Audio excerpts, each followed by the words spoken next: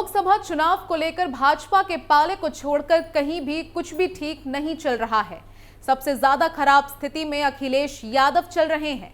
भाजपा के एनडीए के खिलाफ उन्होंने पीडीए का शिगुफा छोड़ा था, लेकिन मौजूदा माहौल देखकर लगता है कि उनका ये दावा मिसफायर होने वाला है।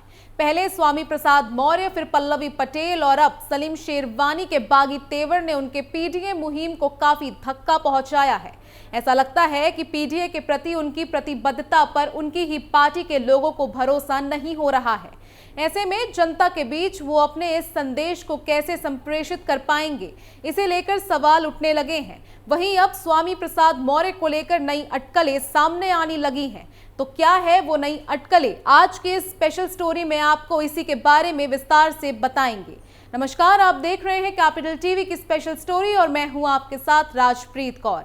आज आपको इसी मामले के बारे में बताएंगे, तो बिना देरी किए चलिए शुरुआत करते हैं। नई पार्टी बनाएंगे स्वामी प्रसाद मौर्य, अखिलेश को लग सकता है बड़ा झटका। चुनाव से पहले स्वामी प्रसाद का बड़ा प्लान। दरअसल आगामी लोकसभा चुनाव को देखते हुए उत्तर प्रदेश की सियासत गर्म हो गई है।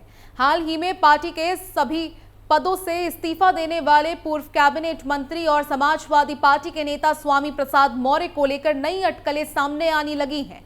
सूत्रों के मुताबिक स्वामी प्रसाद मौर्य अपनी नई पार्टी बना सकते हैं। राजनीतिक गलियारे में चर्चा है कि स्वामी प्रसाद मौर्य 22 फरवरी को अपनी नई पार्टी का ऐलान भी कर देंगे। हालांकि उनकी ओर से इस संबंध में कोई आधिकारिक जानकारी नहीं दी गई है। स्वामी प्रसाद मौर्य ने हाल ही में राष्ट्रीय महासचिव पद से इस्तीफा देते हुए समाजवादी पार्टी के मुखिया अखिलेश यादव को एक चिट्ठी भी लिखी थी। इस चिट्ठी में उन्होंने पार्टी पर अनदेखी करने का आरोप लगाया था। हमने 25 तो हमारा है, 15 में भी बंटवारे का दिया नारा। अखिलेश यादव को लिखे पत्र में मौर्य ने कहा था कि जब से मैं समाजवादी पार्टी में शामिल हुआ हूं, लगातार जनाधार बढ़ाने की कोशिश की है। जिस दिन मैं सपा में शामिल हुआ था, उस दिन मैंने 25 तो हमारा है, 15 में भी बंटवारे का नारा दिया था। हमारे महापुरुषों ने भी इसी तरह की लाइन खींची थी। चिट्ठी में स्वामी प्रसाद मौर्य ने कई और बड़े नेताओं के नारे का भी जिक्र किया है। 2022 के विधानसभा चुनाव में बड़ी विधायकों की संख्या। उन्होंने आगे लिखा था कि पार्टी की ओर से उनके नारे को निष्प्रभावी बनाने की कोशिश की जा रही है। 2022 के विधानसभा चुनाव में सैकड़ों उम्मीदवारों का पर्चा और सिंबल दाखिल किए जाने के बाद अचानक किए बदलाव के बाद भी हम पार्टी का जनाधार बढ़ाने में सफल रहे। उसी का परिणाम था सपा के विधायकों की संख्या बढ़ गई। एक समय कहां 45 विधायक थे, जबकि 2022 के विधानसभा चुनाव में इनकी संख्या 110 पहुंच गई। मौर्य ने कहा कि विधायकों की संख्या बढ़ने के बाद भी आपने मुझे विधान परिषद में भेजा और ठीक इसके बाद राष्ट्रीय महासचिव बनाया। इस सम्मान के लिए आपको बहुत बहुत धन्यवाद। उन्होंने आगे कहा, पार्टी के कुछ भैये और कुछ बड़े नेता मौर्य जी का निजी बयान है कहकर कुंठित करने की कोशिश करते हैं। इसके बाद भी मैंने अन्यथा नहीं लिया। इसके बाद जब मैंने पाखंड व अनबर पर हमला बोला, तब पार्टी के कुछ लोग इसी प्रकार की बात करते हुए नजर आए। आपको बता दें कि अखिलेश यादव ने जून 2023 में सपा की पीडीए यानी कि पिछड़ा दलित अल्पसंख्यक मुहिम की शुरुआत की थी। उनका दावा है कि ये तीनों वर्ग के लोग मिलकर उत्तर प्रदेश में भाजपा का रथ रोकेंगे। इसके जरिए अखिलेश गैर यादव ओबीसी तथा यूपी में कमजोर पड़ रही मायावती की बीएसपी के कोर दलित वोट बैंक को साधना चाहते हैं। इतना ही नहीं, अपनी पार्टी के परंपरागत मुस्लिम वोटरों को भी छिटकने से बचाने की कोशिश के तौर पर उनके इस अभियान को देखा गया।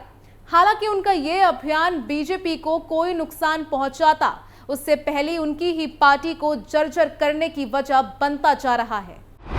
स्वामी प्रसाद मौर्य ने पीडीए पर उठाए सवाल। पीडीए पर सबसे पहले हमला स्वामी प्रसाद मौर्य ने किया। मौर्य पार्टी के दलित और आदिवासी मोर्चे को संभाल रहे थे। उन्होंने इसके लिए तमाम ऐसे बयान दिए जिसने यूपी ही नहीं देश भर में विवाद खड़े किए। सपा भी इन बयानों से असहज हुई और उसे मौर्य के बयान को निजी कहकर अपना पल्ला झाड़ना पड़ा। स्वामी प्रसाद मौर्य पार्टी के इसी व्यवहार से नाराज हो गए। उन्होंने पार्टी नहीं छोड़ी, लेकिन अखिलेश यादव का दिया हुआ महासचिव का पद छोड़ दिया। उन्होंने कहा कि जब अन्य महासचिवों के बयान उनके निजी बयान नहीं होते तो उनके बयान के साथ पार्टी भेदभाव क्यों कर रही है। उन्होंने ये भी दावा किया कि उनके इन्हीं कथित विवादित बयान की वजह से ही दलित और आदिवासियों में सपा को लेकर विश्वास बढ़ा है। मौर्य के बागी तेवर ने सीधे तौर पर पीडीए में से डी यानी कि दलित वोटर्स को लेकर अखिलेश की वैचारिक प्रतिबद्धता पर सवाल उठा दिया। आपको बता दें कि अभी हाल ही में भारतीय जनता पार्टी छोड़ समाजवादी पार्टी का दामन थामने वाले स्वामी प्रसाद मौर्य ने बीजेपी पर बड़ा आरोप लगाया था।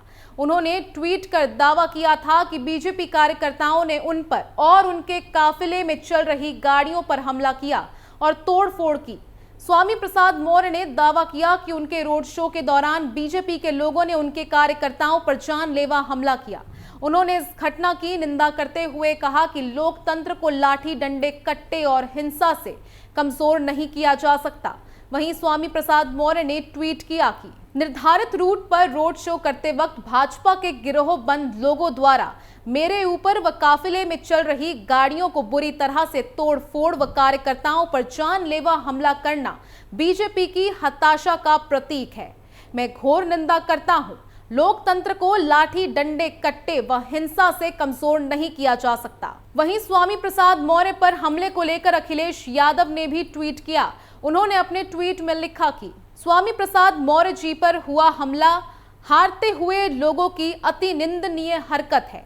ये हमला सपा गठबंधन के हर दल के कार्यकर्ता व उनके नेताओं के ऊपर किए गए हमले के समान है। सब मिलकर इसका जवाब बाकी 2 चरणों में भाजपा को 0 करके देंगे। इस सरकार से किसी कार्रवाई की अपेक्षा ही बेमानी है। स्वामी प्रसाद मौर्य ने बताया, सुरक्षा कारणों के चलते कुशीनगर में कैंप के दौरान मैं दूसरी कार में बैठा था। बीजेपी के कार्यकर्ता डंडे पत्थर और हथियारों के साथ वहां बैठे थे। उन्होंने मेरी कार पर हमला किया। इस तरह की घटनाएं बीजेपी के संरक्षण में हो रही हैं। बता दें कि स्वामी प्रसाद मौर्य अपने विवादित बयानों के लिए सुर्खियों में रहते हैं। हालांकि वो पहले ऐसे कई बयान दे चुके हैं जिसने सिर्फ विवाद ही पैदा नहीं किया बल्कि लोगों की धार्मिक भावनाओं को ठेस पहुंचाने का काम भी किया है। कभी रामचरितमानस तो कभी मां लक्ष्मी तो कभी हिंदू धर्म को ही धोखा बता देना। जी हां, कुछ समय पहले स्वामी प्रसाद मौर्य ने अपने सोशल मीडिया अकाउंट एक्स पर एक वीडियो शेयर किया था जिसमें स्वामी प्रसाद मौर्य हिंदू धर्म को लेकर स्पीच देते हुए दिख रहे हैं, जिसमें उन्होंने सारी विषमताओं की वजह ब्राह्मणवाद को बताया है। उन्होंने कहा कि ब्राह्मणवाद की जड़ बहुत गहरी है और सारी विषमता का कारण ही ब्राह्मणवाद है। हिंदू नाम का कोई धर्म है ही नहीं। हिंदू धर्म केवल धोखा है। सही मायने में जो ब्राह्मण धर्म है उसी ब्राह्मण धर्म को हिंदू धर्म कह करके इस देश के दलितों, आदिवासियों, पिछड़ों को अपने धर्म के मकड़जाल में फंसाने की एक साजिश है। हिंदू धर्म को लेकर मौर्य का बयान।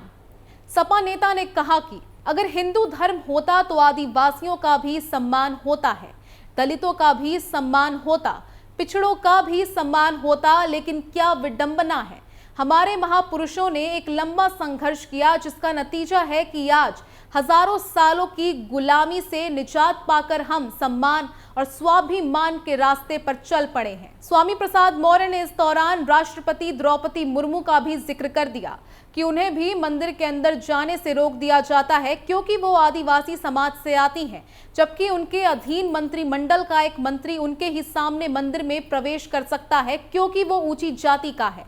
तो क्या आदिवासी समाज हिंदू होता तो क्या उनके साथ ये व्यवहार होता? खैर, स्वामी प्रसाद मौर्य किसी न किसी विवादित बयान को लेकर चर्चा में रहते ही हैं। वहीं अब वो किसी बयान को लेकर नहीं बल्कि इस बार अपनी नई पार्टी बनाने की अटकलों को लेकर चर्चा में है। स्पेशल स्टोरी में आज के लिए बस इतना ही। बाकी तमाम खबरों के लिए देखते रहिए कैपिटल टीवी और अपनी राय हमें कमेंट में बताना ना भूलें। नमस्कार।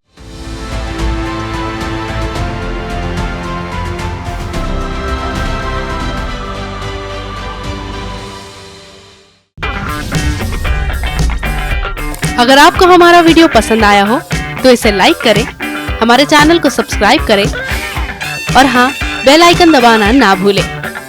ताकि आप तक हमारे वीडियो की नोटिफिकेशन पहुंचती रहे। आप अपना सुझाव हमें कमेंट बॉक्स में दे सकते हैं। हमारे साथ जुड़ने के लिए शुक्रिया।